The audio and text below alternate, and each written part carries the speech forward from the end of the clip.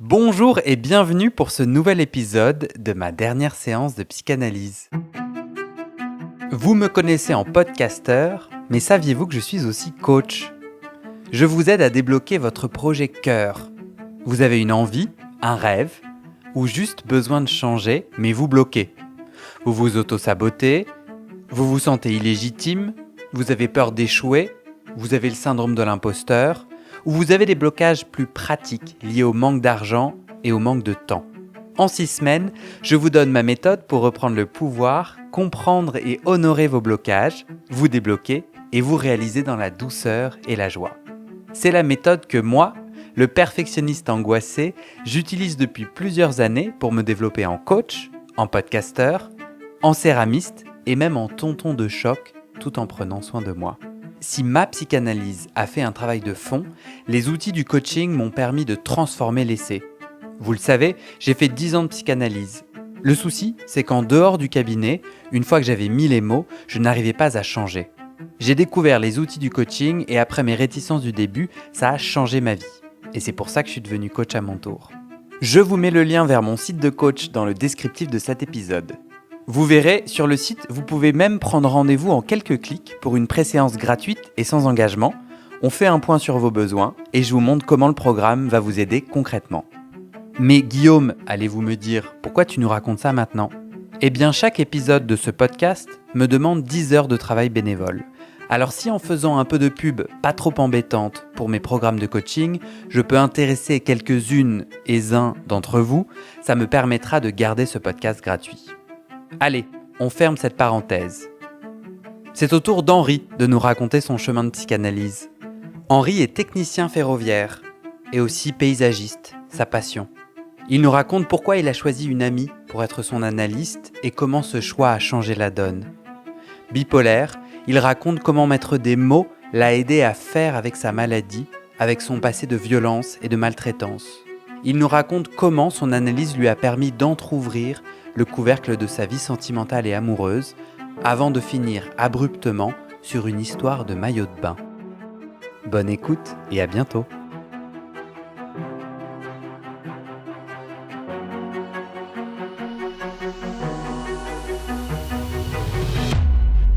Salut. Ça va. Bien et toi ? On se serre la main ? Ça va, ouais. Oui, très bien. Où est-ce que tu veux qu'on s'installe ?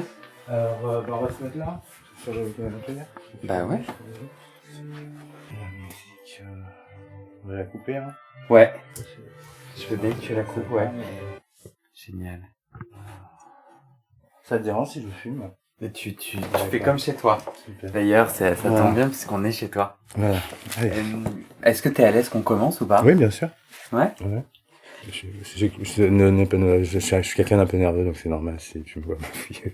Ça ne t'inquiète pas. Non, bah est-ce que je peux faire quelque chose pour... Non, il n'y a rien à Que tu faire. sois moins nerveux. Je suis comme ça, je te dis, c'est juste Ouais. ne sois pas gêné ou... Je le suis pas. Non. Non, il n'y a pas de problème. D'accord. Et moi aussi, je suis assez nerveux, du coup, j'empathie tout à fait. Moi, j'aimerais que d'abord, on commence par une petite présentation.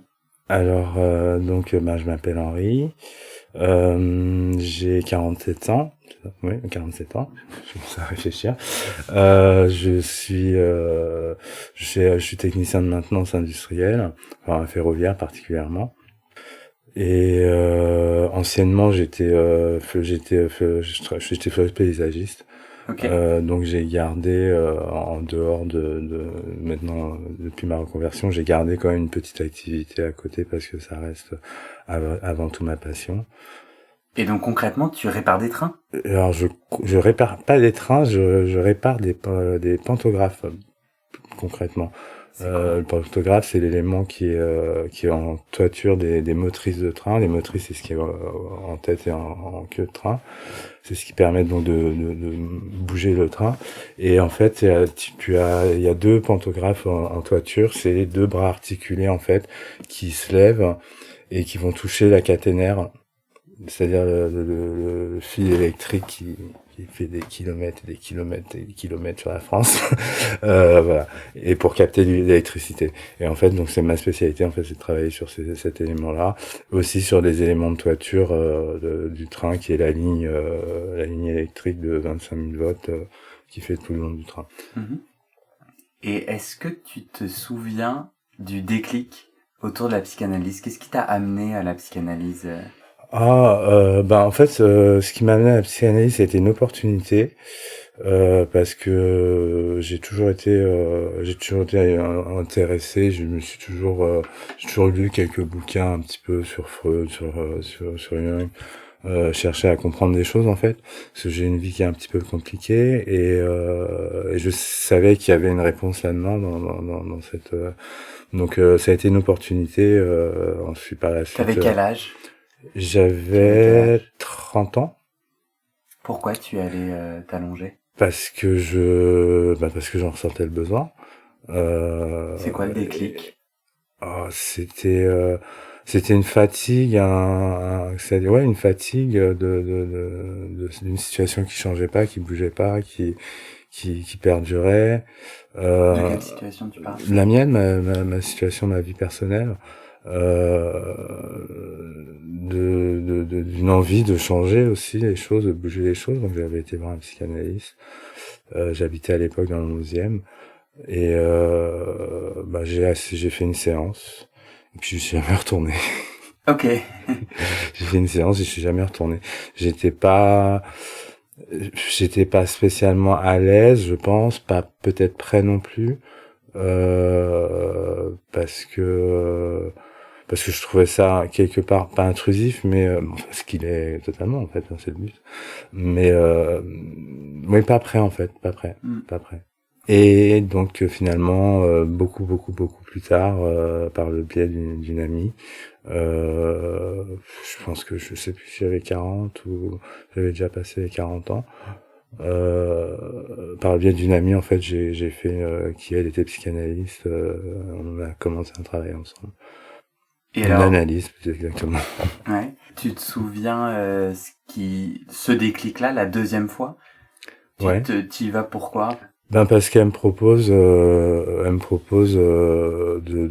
passer, de venir faire une séance sur le divan.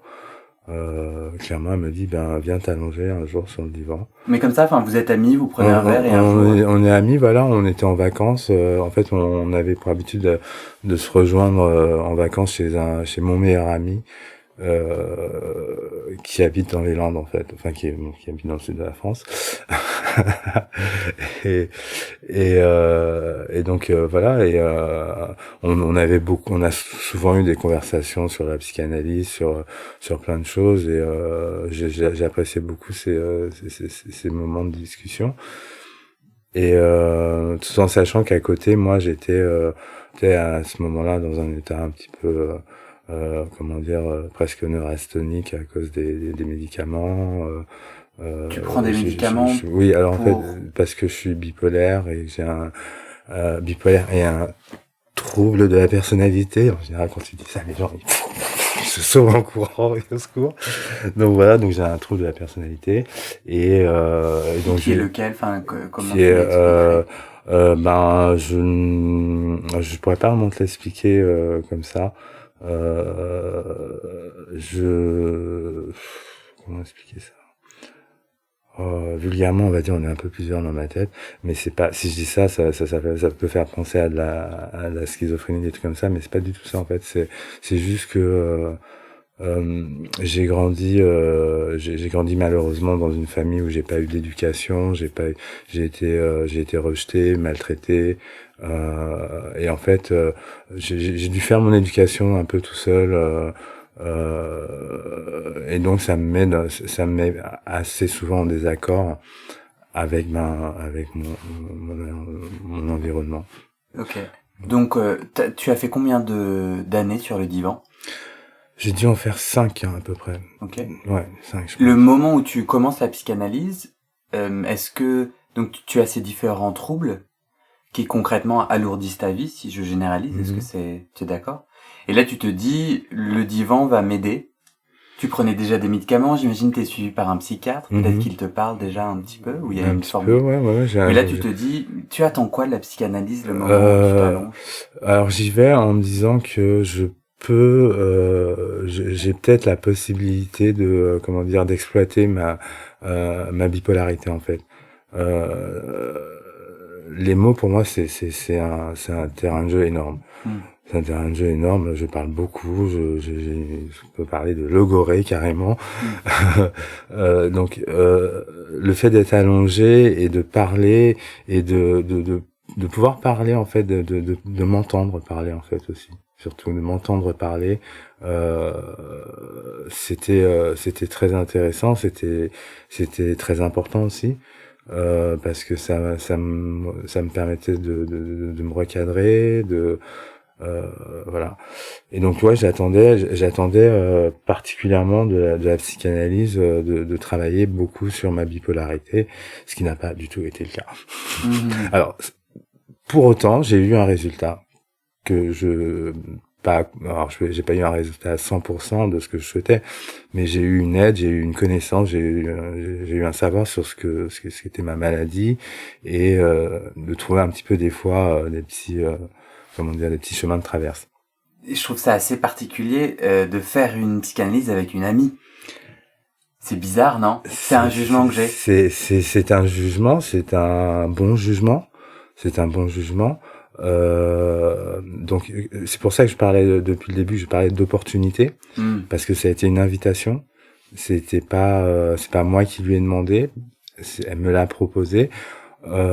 On a avancé pendant un moment comme il fallait, c'est-à-dire avec la distance, avec. Vous arrêtiez de vous voir en dehors? On arrêtait de se voir en dehors.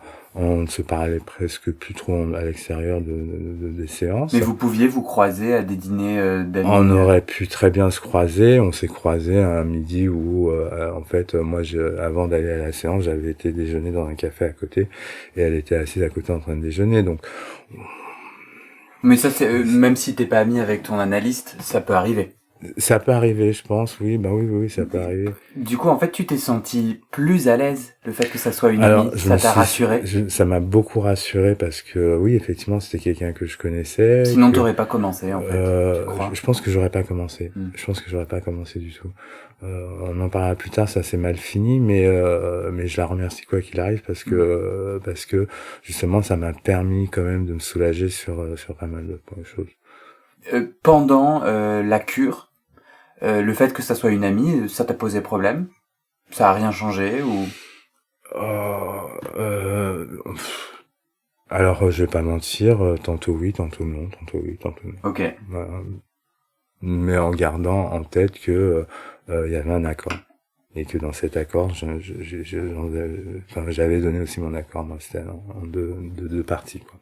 Du coup, si on essaye un peu de creuser ce qui s'est passé pendant ces 5 années de divan, tu disais là, une des choses clés, c'est la rencontre avec ta bipolarité. Ouais.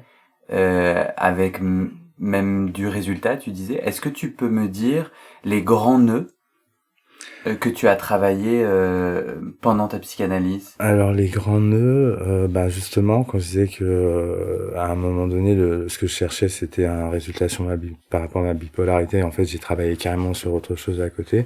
Les grands nœuds, ça a été justement parce que mon enfance, la maltraitance, enfin tout ce que j'ai pu vivre, et accepter le fait, j'ai même encore un peu de mal de le dire, accepter le fait de dire que j'ai survécu à quelque chose d'énorme, quoi. Est-ce que tu veux en dire 2 mots ou tu préfères pas? Alors, oui, je peux en dire 2 mots. Donc, en gros, je suis né de plus ou moins 2 adolescents. Donc, ma mère ne voulait pas d'enfant. Enfin, elle avait déjà eu ma sœur. Elle voulait pas de garçon, je sais pas quoi. Bref, c'était une catastrophe. Elle a eu un garçon, elle était un peu verte. De ce que j'ai su au départ, c'est que donc je suis né. Je sais plus si c'était pas vrai. Oui, je suis né. Je suis resté à l'hôpital quelques jours parce que j'étais prématuré. Mon père n'a pas voulu me reconnaître au début, donc ma mère ne voulait pas, mais au final elle a été obligée. Et au final c'est mon père qui est venu me reconnaître. Donc déjà là, si tu veux, à la naissance. et donc voilà. Et donc j'ai grandi entre 2 personnes qui se sont chamaillées jusqu'à l'âge de, on va dire, l'âge de 5 ans à peu près, pour finir chez mes grands-parents paternels, et ensuite retour chez ma mère, et là je suis parti aux Antilles. Alors il faut savoir que dans toute cette période, en fait, j'étais maltraité par ma mère. Maltraité physiquement avec des coups, avec enfin des trucs assez, des méchancetés, je sais pas comment expliquer ça, quoi. À un tel point par exemple que mon grand-père qui était mon grand-père paternel qui était facteur, un jour pendant sa tournée m'a récupéré chez une nourrice à moitié à poil par terre, pendant que les autres gamins étaient en train de jouer et tout, bref, et des trucs comme ça. Et aux Antilles, ben, j'ai atterri chez la famille de ma mère, et là, ça a été la catastrophe, ça a été l'enfer. Je suis arrivé dans Est-ce que tu as grandi en France métropolitaine? Alors, je suis arrivé là-bas à l'âge de 9 ans, je suis revenu en France à l'âge de 14 ans et demi, 15 ans. Pendant cette période, ben, ça a été, c'était un enfer pas possible, parce que j'ai atterri dans un clan d'Amazon. Ma grand-mère était ultra violente, mes tantes étaient ultra violentes. Mon grand-père mon grand-père faisait 2 mètres, il se faisait tabasser par ses filles et par sa femme parce qu'il était alcoolique. Donc voilà. C'était et moi là-dedans je me faisais valser dans tous les sens par mes tantes, par ma grand-mère. Voilà, un exemple tout con, un jour j'avais pas rendu la monnaie pour les courses, mais j'avais acheté des bonbons. J'ai fini les 2 pieds attachés à une table parce que je courais à chaque fois pour éviter de prendre les coups, et les 2 mains trempées dans l'eau chaude. Je devais avoir à peine 11 ans, un truc comme ça. Voilà. Et du coup, on m'a enlevé de là-bas, ça s'est suivi à l'école, j'ai été placé dans un foyer. Au foyer, je me suis fait violer, ça a été la tourmente, et bref, c'est des trucs un peu horribles. Du coup, je suis revenu en France, on m'a fait revenir en France, et puis ces choses s'étaient plus ou moins calmées jusqu'à mes 18 ans, où je me suis retrouvé à la rue parce que mes parents n'ont pas voulu de moi chez eux. J'ai vraiment fait le plus court, et voilà. Et je vais du coup te poser une question un peu bête. En quoi la psychanalyse, dire, mettre des mots, en quoi ça sert, à quoi ça sert dans... Alors ça sert dans le sens où je suis même encore aujourd'hui, hein, je suis quelqu'un qui reste très en colère, involontairement, hein, mais très en colère, et enfin j'ai tendance à dire que c'est pas moi directement, c'est l'enfant qui est à l'intérieur, qui est au fond de moi, qui est encore en colère, et donc en quoi la psychanalyse pouvait m'aider là-dessus, c'était justement en travaillant un peu sur ma colère, en essayant de comprendre que c'était justement d'avoir compris justement que c'était l'enfant qui était à l'intérieur de moi, qui était encore blessé, et que c'est une blessure qu'il faut que j'apprenne à vivre avec. Et mettre des mots, j'essaie de comprendre concrètement, tu t'allonges 1 fois par semaine? Ouais. Tu sors cette colère de toi, alors, et ça t'apaise dans ton quotidien? Comment ça se passe en fait? Ça se passe ça se passe par un événement qu'on raconte, qui se rattache à un autre, à un autre, et à un autre, et qui remonte à une origine. Est-ce que je comprends que mettre en mots et comprendre, reparcourir ton histoire t'a permis de te déculpabiliser? De me déculpabiliser, oui, de me déculpabiliser, de me pardonner aussi, parce que inconsciemment je m'en suis voulu énormément d'avoir été violé, ouais, c'est ça, surtout ça aussi, surtout. Et ça, c'est des choses dont tu avais pas parlé avant. Le divan t'a aidé à mettre des mots. J'en ai toujours parlé. J'ai toujours parlé de ma vie parce que ça n'avait pas de poids forcément. Ouais, c'est ça. Pour moi, ça n'avait pas vraiment de poids. C'était passé, et que il y avait pas de raison d'être. En fait, j'ai souvent été cynique. Je suis quelqu'un d'assez cynique en fait.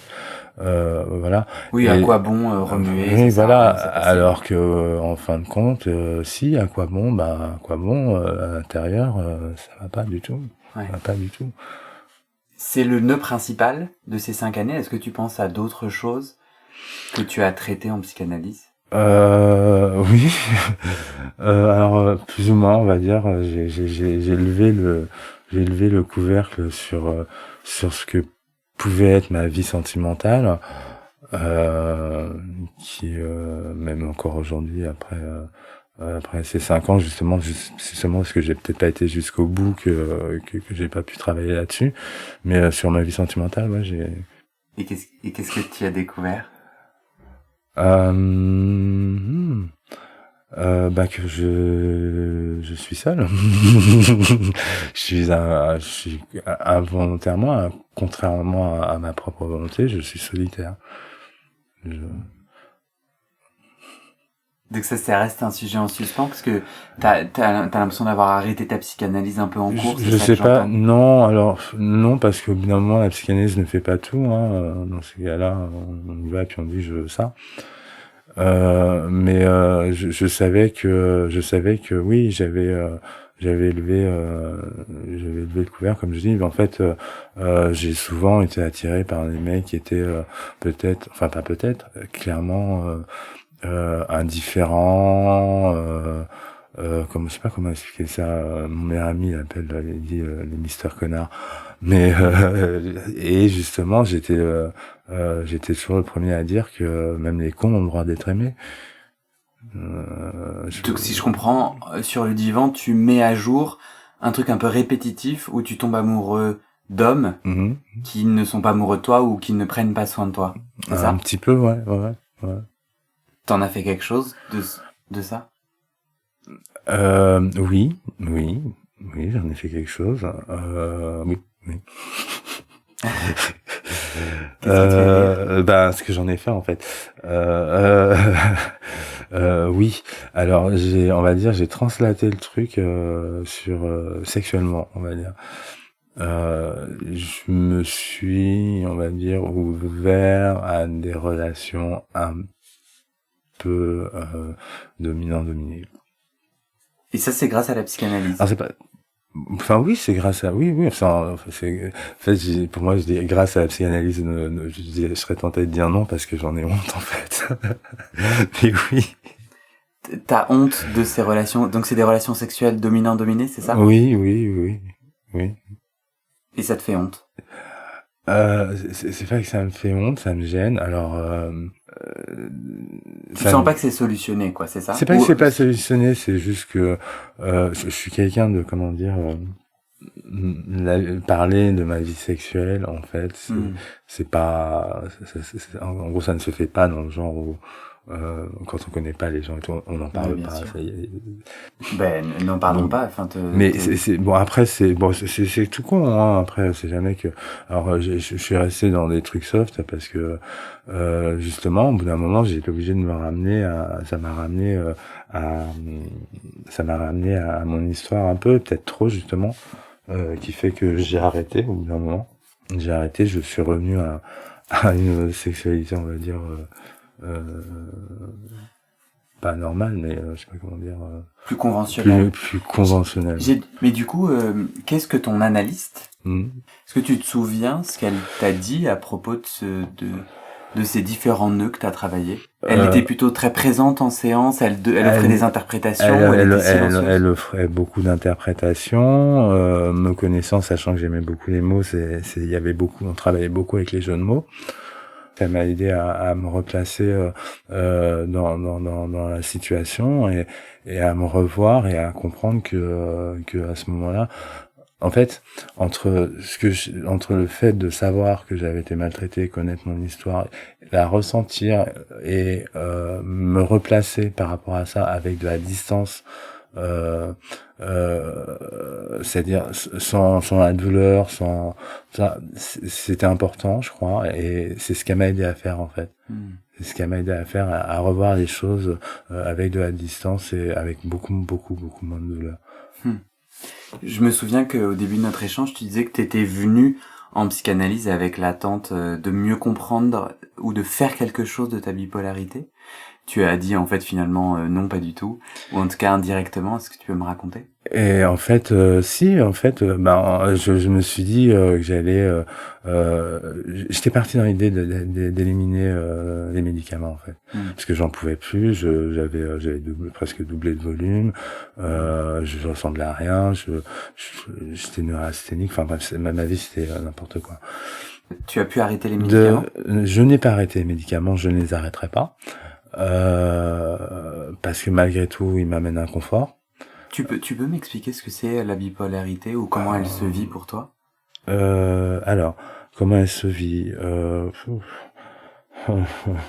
ne se vit pas, elle se survit. Elle se survit. C'est beaucoup de négativité, je sais pas comment expliquer ça, de souffrance, et c'est-à-dire que je suis souvent dans mon niveau bas. Et au lieu d'avoir donc ce haut et ce bas qui se fait entre le moment où moi ma période hypomaniaque en fait elle est quand je suis un peu dans la colère, dans l'excès nerveux. Donc en fait il y a très peu de points de chute où je suis bien. Mon cerveau est tout le temps ça tourne tout le temps là-haut. c'est du sang à l'heure tout le temps. Dans mon sommeil, les bipolaires ont rarement de sommeil profond. Moi je suis surtout en point de veille. En plus du fait justement ma bipolarité en fait, j'ai compris d'où elle était arrivée, d'où elle est venue en fait. Et elle vient de mon enfance et de tous mes traumatismes que j'ai eu quand j'étais gamin. Donc voilà, donc j'ai perdu le sens de la question. C'est OK. Du coup, quel a été l'impact de la psychanalyse dans ta vie? Un peu concrètement. Alors, l'impact, ça a été accepter donc le fait que je sois bipolaire, que c'est une maladie, que c'est pas moi, c'est pas mon pour moi c'était moi mon histoire, mais c'est une maladie, c'est pas juste ton cerveau qui décide de dire bah non aujourd'hui j'ai pas envie. Non, c'est une maladie, c'est une maladie qui se déclare en fonction des événements. Ça c'est la psychanalyse qui m'a amené à me lâcher les baskets un petit peu. Ouais. À me lâcher les baskets un petit peu, à accepter le fait que quand j'avais eu une intercade avec quelqu'un ou un truc comme ça, il y a un moment où je peux lâcher prise en fait. Parce que je sais ça maintenant, donc à un moment je peux lâcher prise au lieu de continuer d'aller au charbon, non, on arrête tout là. Est-ce que tu peux me raconter ta dernière séance? Alors ma dernière séance, j'en rigole d'avance parce que c'est un truc un peu j'ai l'impression que c'était une engueulade de gamin. Ma dernière séance, en fait, on parlait de Xavier, qui était un homme que j'avais rencontré, et un jour, Aurélien m'a fait la réflexion que est-ce que au bout d'un moment, je sais plus comment elle explique ça, elle m'a dit au bout d'un moment, est-ce que j'avais pas l'impression qu'il me prenait pour un couillon Donc t'es allongé sur le divan. Oui. Là, c'est pas l'ami qui parle, c'est la psychanalyste.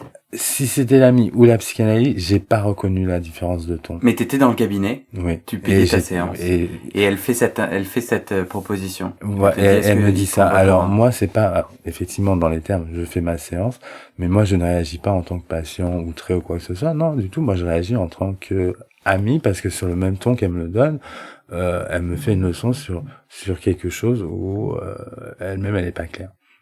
Sur le sujet, je lui réponds. Je lui dis. Alors, il y a deux choses. En premier lieu, je lui parle de son espèce de gourou là, son référent dont elle est complètement enfin bref.